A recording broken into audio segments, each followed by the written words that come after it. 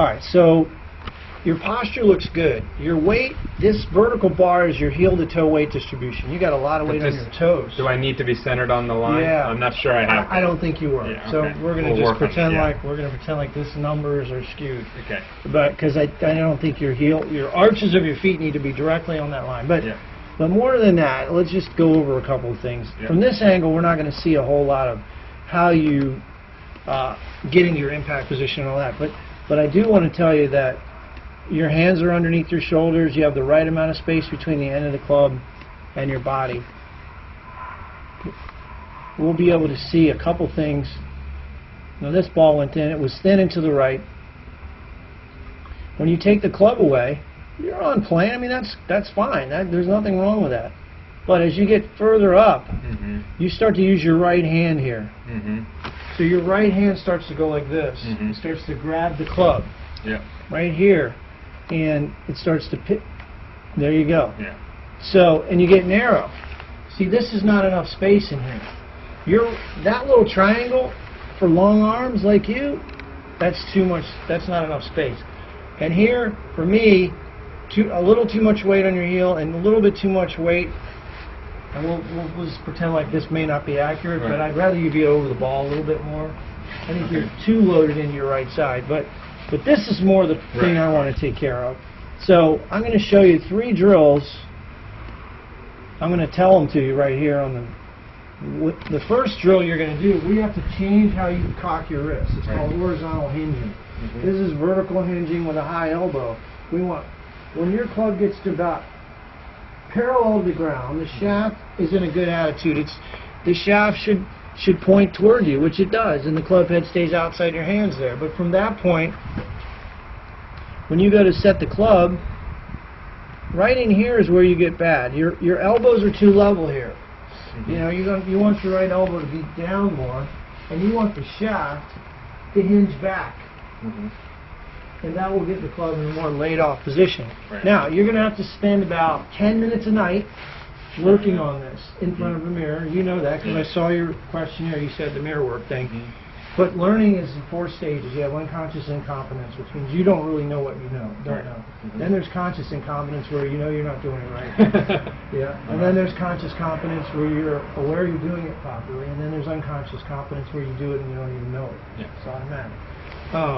So, you know, today we're going to get the club to look more, instead of like that, the face is a little bit open and pointed to the right. Now, it shouldn't be there because of that set.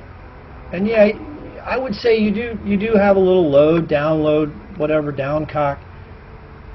But ultimately, that's not a bad position. Right, and that's not bad early extension. No, not at all. So, I mean, with a 9-iron, I wouldn't say, you know, I'm more into form than function, Brendan. So, I'm sorry, function than form. In other words, you can look a little different, but if your ball's not functioning, you're not consistently getting it on the face and somewhere in a tight pattern, So, yeah, I think that's a little drastic. Now, you've probably had a number of instructions and worked on trying to change this some, but I don't know that anyone's ever explained to you why your club gets over there, and it all has to do with how you hinge the club and how your right elbow works. The elbow gets behind you too much, and right about here is when it starts to rise up. That elbow starts to go up. And yeah, I mean, that club is getting a little bit, even for a 9-iron, I would like to see the club come down more in between those legs. Exactly. But yeah, I mean, the jury's still out. But well, it's no, that's not really a flip. I mean, that's okay. You're getting rotation with your trunk. What I call a flip is when you stop. You stop your body, you collapse your lead elbow and lead wrist. Gotcha. Yeah, and you know, that's not. But I do want to work on your backswing. I'd like to show you where, you know, this guy right here, Molinari, has got a position that we're going to get to. So how do you get that to happen? Well, your right wrist is going to hinge back more this way. And right here, your wrist doesn't hinge that way. Your right, see his angle in the back of his wrist there? I don't have any. There is none. Right. You don't have it. So you're sort of going like this. So that wrist has to bend back a little bit. Now, is that going to be, is that going to result in you getting, your scores down? No, but it's going to help you be more consistent, for sure. And it'll de-lock it a little bit if I keep it. That's right. Hold it. That's right. That's right. And yeah, you get a little narrow with your right arm coming into the ball, and you can see through the hitting zone. Though you have a nice action. I mean, it's obviously an action that you should be shooting, with the right information, 75, even with no practice. Assuming you can work on getting out there from 50 yards and in and doing some time, So the goal is to get the shaft in line with your hands and the club head in line with your hands. Coming down. You're a little bit underneath it right here. Club gets behind you, and it's only going to get worse when that driver is back over here. So right in here is where the club should be, almost aligning up like his is. Your hands are in the same position almost relative to where your right thigh is. Your hand position about middle of the thigh. His club's more in line, so we can get that there. That's just your backswing problem. So in the mirror every night, 10 minutes, working on it. The mirror's over there, you're going back, and you're working on that horizontal hinging. My name is Jim Estes, and today I'm going to talk about a drill that I think is extremely important for the swing plane.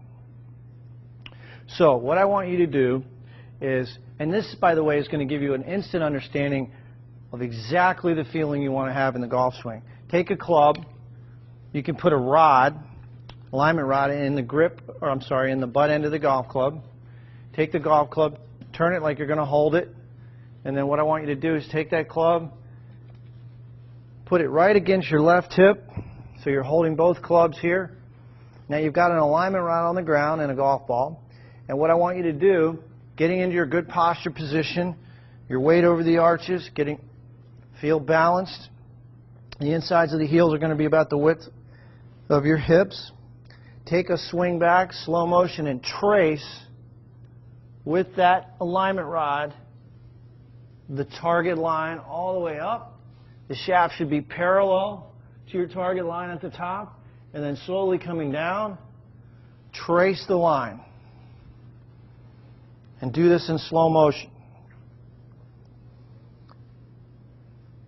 Right into the impact position.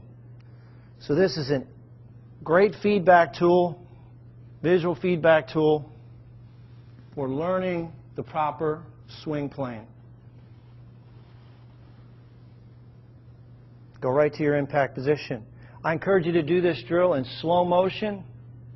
And if you have 5 minutes a day, if you do this drill every day, I guarantee you're going to improve your golf swing.